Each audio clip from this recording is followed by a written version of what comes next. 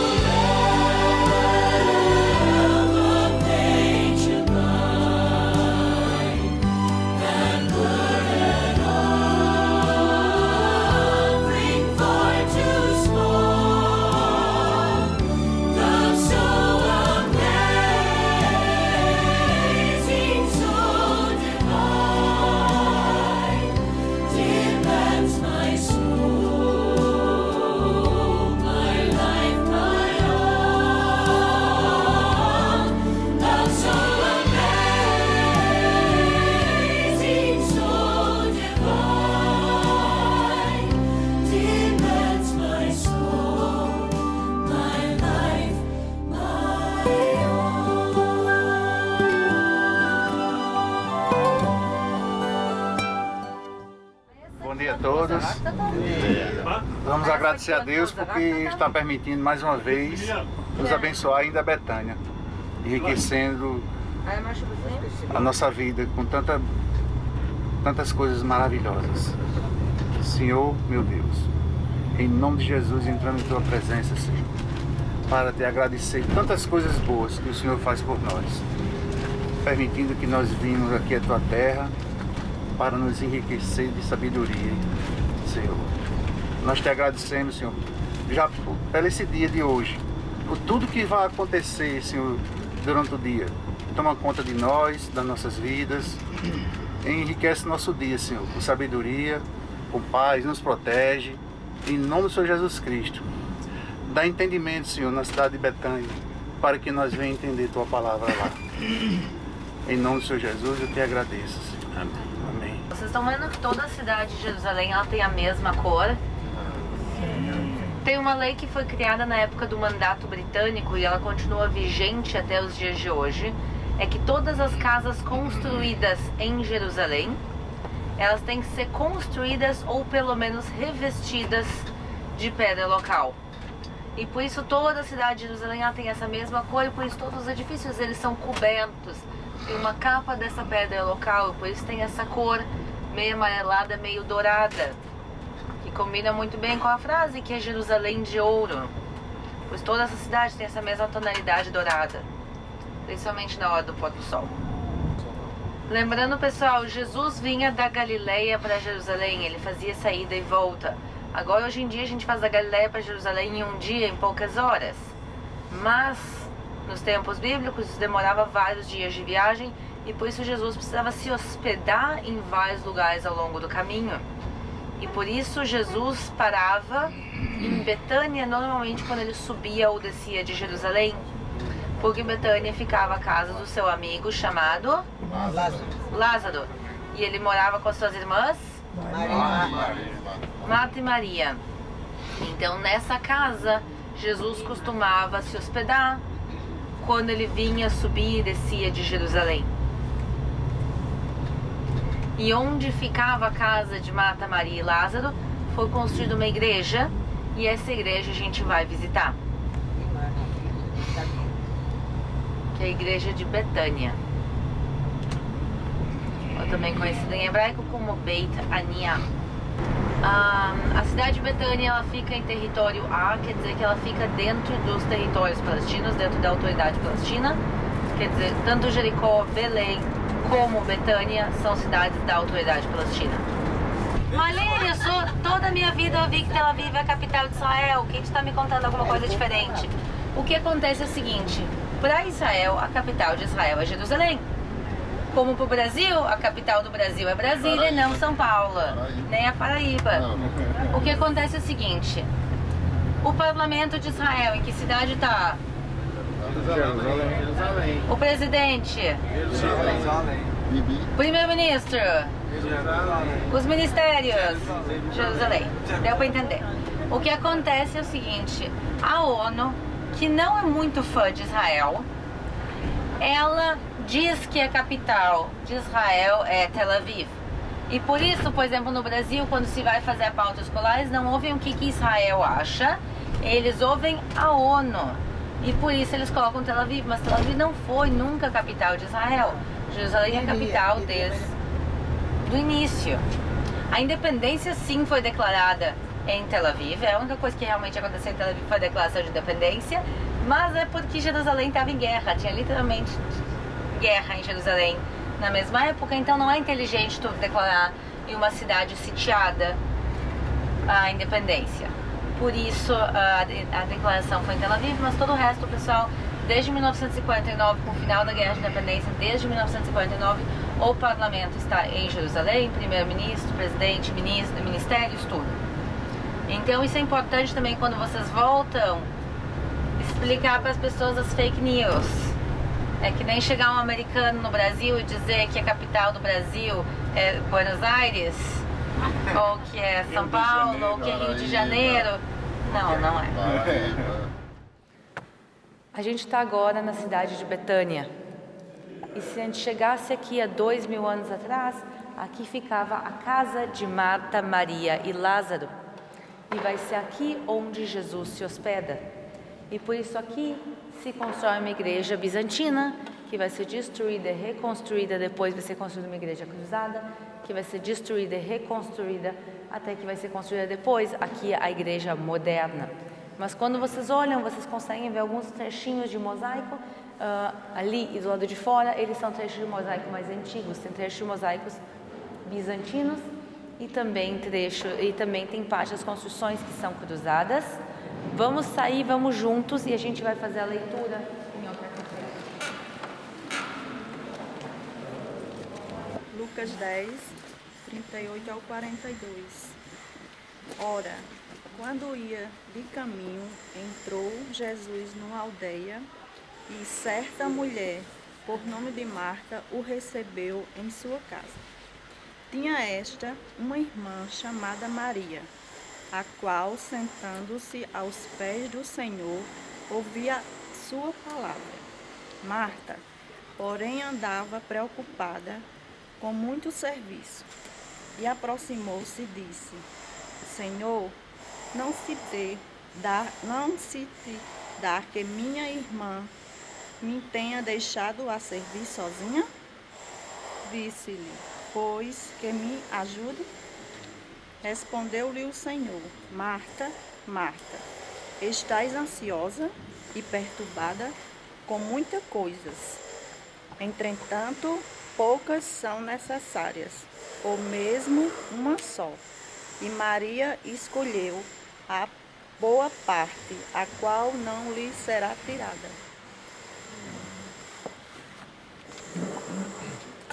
Essa passagem que Nilda leu agora, eu preguei no domingo passado, antes de nós viajarmos para cá. Cristo vinha pregando para a multidão e chega aqui nesse local e ele é convidado, por Marta e por Maria para hospedar-se em sua casa que ficava aqui. E a preocupação de Marta era arrumar a casa, deixar tudo pronto, fazer as coisas, afinal de contas estava recebendo um hóspede. E enquanto Marta fazia isso, Maria estava sentada aos pés de Jesus, ouvindo aquilo que Jesus estava ensinando. O texto não diz nesse momento o que é que Cristo estava ensinando. Se ele estava pregando, se ele estava relembrando alguma coisa, explicando algo que já havia sido dito, se ele estava contando uma outra parábola que não foi registrada, a gente não sabe. O fato é que ele estava falando e o que ele fala é importante e por isso Maria para tudo que está fazendo para lhe dar atenção. Isso é o que importa, né? Seja parábola, seja ensino, seja relembrar, seja uma revisão, seja uma explicação, uma pergunta que está sendo respondida, não importa. Se ele está falando, isso precisa de atenção. Você tem que parar o que está fazendo e dar atenção para isso. É mais ou menos o que a gente fez aqui. Cada um tem sua vida, tem suas responsabilidades, tem o seu cotidiano. E todos nós paramos o que estávamos fazendo para vir para cá, para fazer essa viagem, para dar uma atenção a mais. Não apenas para fazer turismo, né? Eu acho interessante quando a Aline falou, já várias vezes ela disse isso, quando a gente entra numa igreja, silêncio, a igreja não é lugar de falar, não é lugar de ficar conversando. E por quê? Por que isso? Porque a gente já fala tanto, a gente já conversa tanto, a gente conversa na sala de casa, a gente fala em casa com a família, a gente fala no local de trabalho, na escola, a gente conversa sentado à mesa, comendo, no caminho para o trabalho, na volta do trabalho. E a gente tem dificuldade de parar. E a gente tem dificuldade de ficar quieto. A nossa geração, nos dias de hoje, perdeu essa capacidade de se aquietar. A gente sempre é muito agitado, correndo de um lado para outro, sabe? A gente não separa tempo para meditar na palavra, a gente não separa um tempo digno e de qualidade para orar. A gente está sempre orando com muita pressa. A gente nunca tem tempo de sentar e ler a Sagrada Escritura, né, o texto santo. A gente nunca tem tempo para essas coisas, tem tempo para tudo, menos para isso. E essa é a lição desse texto. É assim que Jesus conhece Marta e Maria, hospedando-se na casa delas, que ficava aqui nesse lugar, né, e traz essa primeira lição. Quando Marta estava preocupada com tanta coisa, tá? Eu até escrevi uma devocional sobre isso, coloquei lá no Face. E aí alguém me respondeu dizendo assim, mas e quem é que iria preparar o almoço para Jesus? Jesus precisaria comer e as pessoas da casa também, é verdade, mas há tempo determinado para todas as coisas. Haveria o tempo, né, suficiente e necessário para se fazer o almoço. Aquele não era o momento. Aquele era o momento de fazer o que Maria fez. Parar tudo, sentar aos pés do mestre e ouvir o que o mestre estava ensinando. Então a gente precisa sair, de vez em quando, dessa agitação da sociedade. Olha só, deixa eu dar só um exemplo. Eu vou falar de uma maneira aqui muito amorosa, muito carinhosa, muito graciosa. Assim como Jesus fez com Marta, né? Porque Marta chega para Jesus e diz: Senhor, eu estou aqui arrumando a casa, fazendo tudo, e minha irmã fica aí nos teus pés sem fazer nada. Ordena-lhe que ela venha me ajudar. Veja só, Marta estava dando uma ordem para Jesus. Ordena-lhe, quer dizer, eu estou mandando o Senhor mandar ela. Eu estou ordenando o Senhor ordená-la. Né? E Jesus diz: Marta, Marta, olha só as expressões que aparecem no texto. Você anda muito agitada de um lado para outro. Né? E, irmãos, a verdade é que tantas vezes a gente parece mais com Marta do que com Maria. A gente anda muito agitado. Veja, a gente está fazendo uma viagem dessa, uma viagem fantástica. Para muitos é a primeira vez, né, que vocês estão aqui. E às vezes eu vejo algumas pessoas tão agitadas, né? Que eu tenho que comprar a lama do Mar Morto. Eu tenho que comprar um sabonete esfoliante de sais minerais do Mar Morto. Eu tenho que comprar uma calça, eu tenho que comprar um livro, eu tenho que comprar um bibelô, eu tenho que comprar um souvenir, eu tenho que... É aquela agitação da nossa vida lá do Brasil, que a gente vem para o outro lado do mundo e traz essa agitação, quando na verdade a gente deveria tirar um tempo quietinho, aos pés do mestre, para ouvir o que o mestre está falando conosco. Então que a gente seja menos Marta nesse momento. Tiveram momentos da vida de Marta que foram fabulosos, assim, fantásticos, que nós devemos imitá-la. Mas esse não foi um deles. Esse não foi um deles. Então que a gente, nesse momento e nessa situação, aqui, nesse lugar, vocês ouviram a pregação lá na igreja, né? Agora estamos num local da prática. Que aqui a gente seja menos parecido com Marta e mais parecido com Maria. Amém. Pessoal, antes que a pergunta venha, eu já vou responder. E para isso tem que fazer uma introdução. Pessoal, que religião era Lázaro? Judeu, certo? Onde é que os judeus enterram seus mortos? Dentro ou fora da cidade? A gente está dentro ou fora da cidade? A gente está dentro. A casa fica dentro da cidade. E Lázaro, quando foi sepultado fora da cidade. Quer dizer que a gente está próximo do túmulo de Lázaro? Tem uma tradição de um lugar aqui próximo, que na realidade é uma tradição muçulmana, que muita gente chama o túmulo de Lázaro.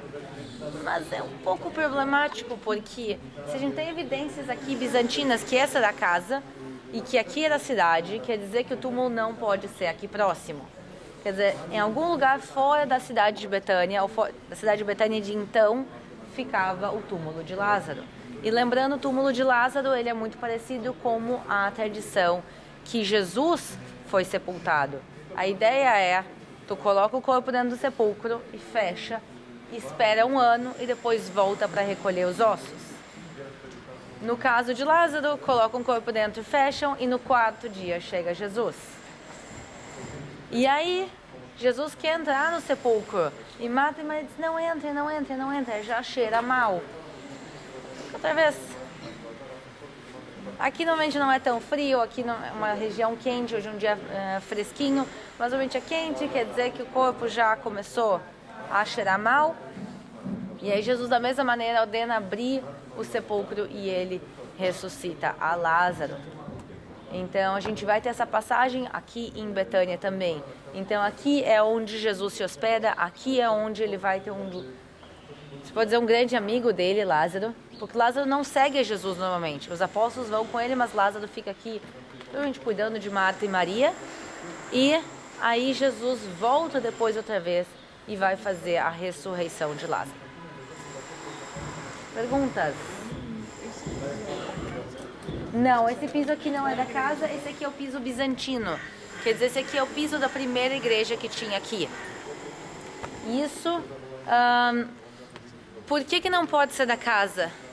Marta, Maria e Lázaro, eles não eram pobres, mas eles também não eram ricos. Para uma pessoa ter dinheiro para fazer um piso de mosaico dentro da casa, tem que ser uma família extremamente rica. E não era o caso. Eles tinham provavelmente um chão de terra batida em casa, como a maior parte das pessoas da época.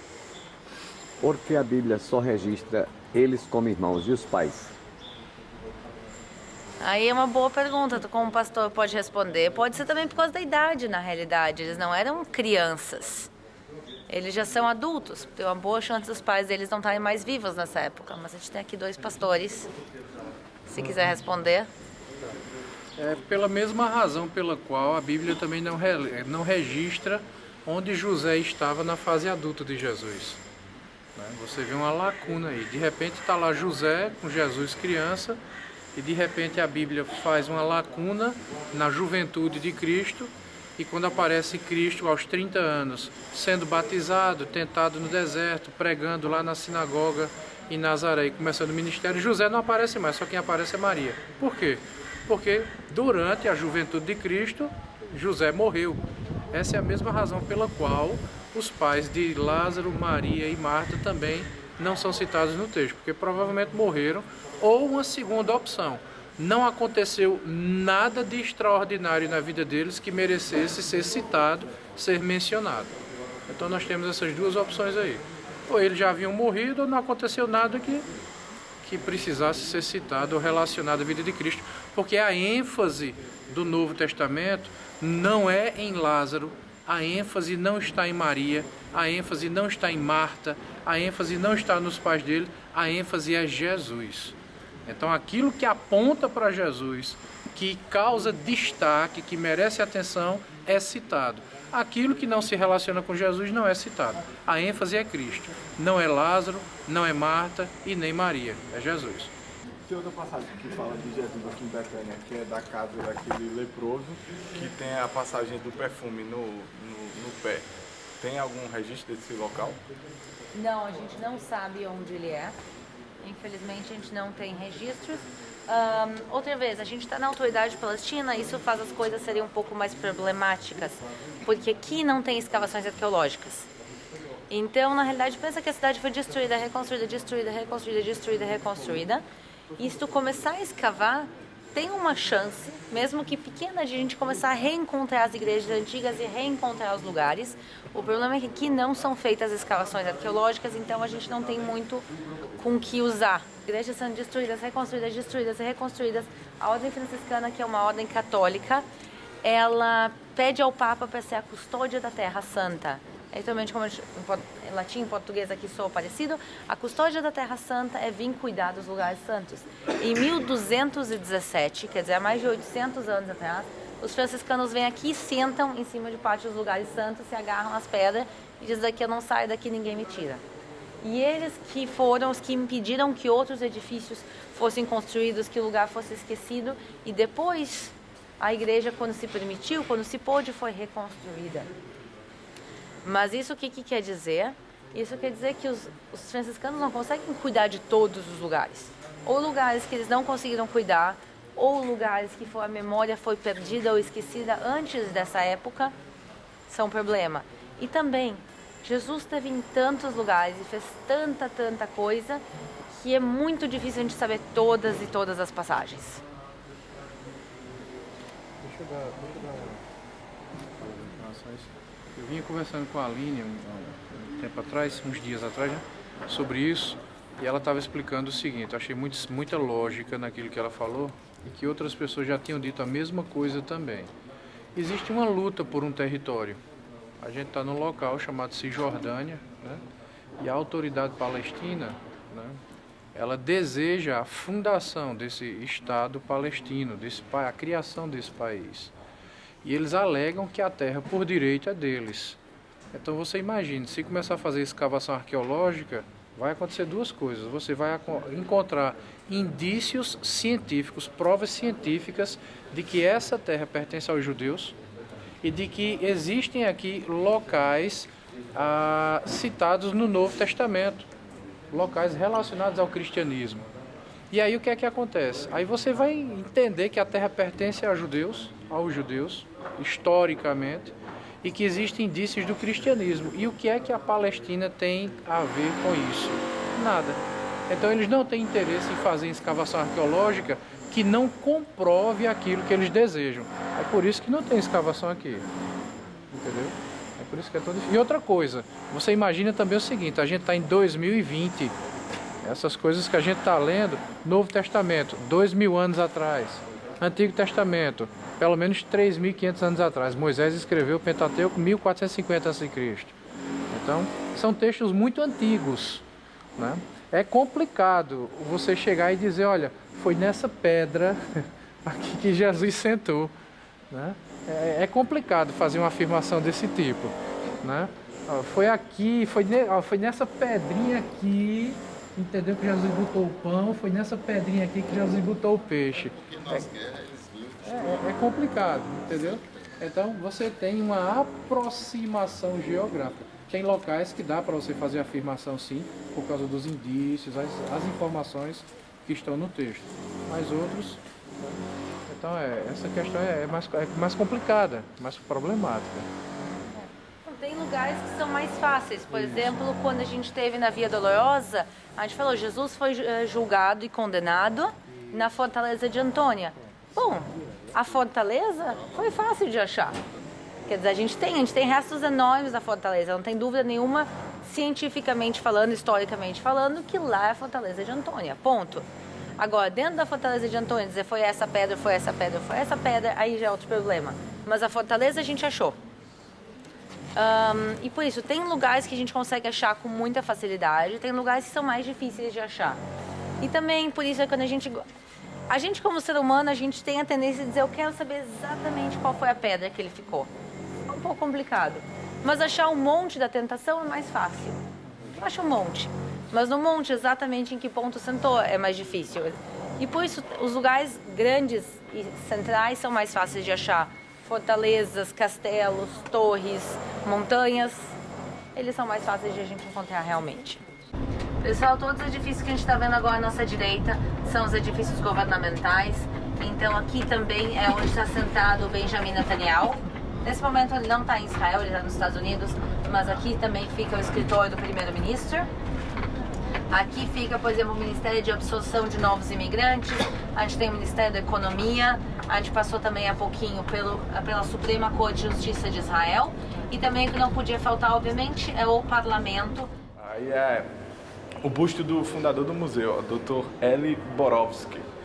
Ele escreveu aí na entrada, o futuro da humanidade tem suas raízes no passado. Apenas através do entendimento de nossa história é que podemos construir um futuro melhor.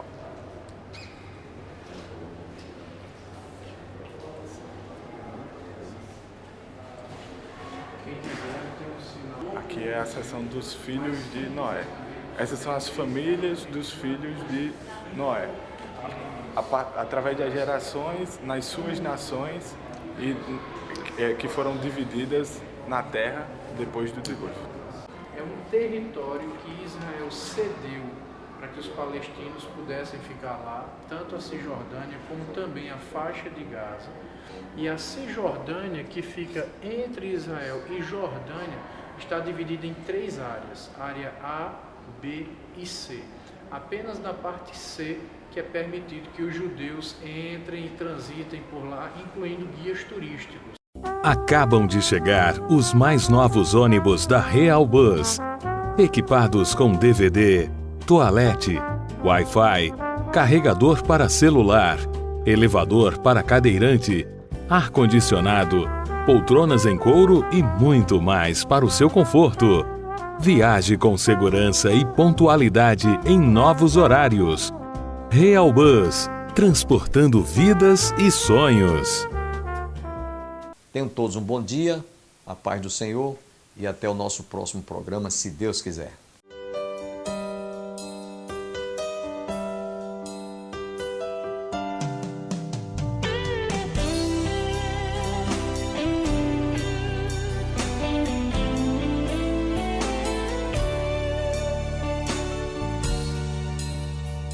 Manso e suave é Cristo chamando, chama por ti e por